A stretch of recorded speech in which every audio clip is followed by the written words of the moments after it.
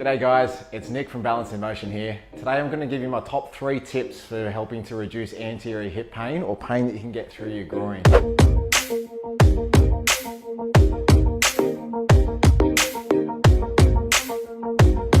Sitting position. So what I want you to do when you sit down is firstly sit right on the edge of the chair, place one hand under each of your hips and slowly pull one hip at a time all the way back into the edge of the chair or into the back of the chair, so you're in a good sitting position.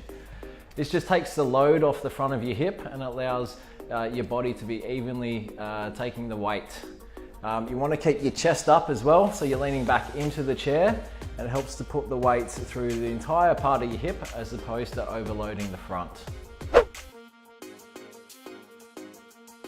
A lot of the time we see people coming in with anterior hip pain and they stand with their hips and pelvis all the way in front of their knees. So the first thing I want you to do is think about having 2/3 of your weight in your heels and about 1/3 of the weight in your toes. That just helps to put your pelvis and hips over your feet, and it allows the hips, the knees and the feet to take the load of the body a little bit better, as opposed to everything being through the hip when you're standing quite forward. So you can do this when you're brushing your teeth, making a cup of tea or coffee, or standing waiting for the bus. Just think about having 2/3 of your weight in your heels and 1/3 in the front of your foot. Alright guys, the third and final tip is a couple of variations on the same exercise. Just a little squat. It helps to engage your glutes to take the pressure off the front of your hip. The first variation we're going to do is with a ball.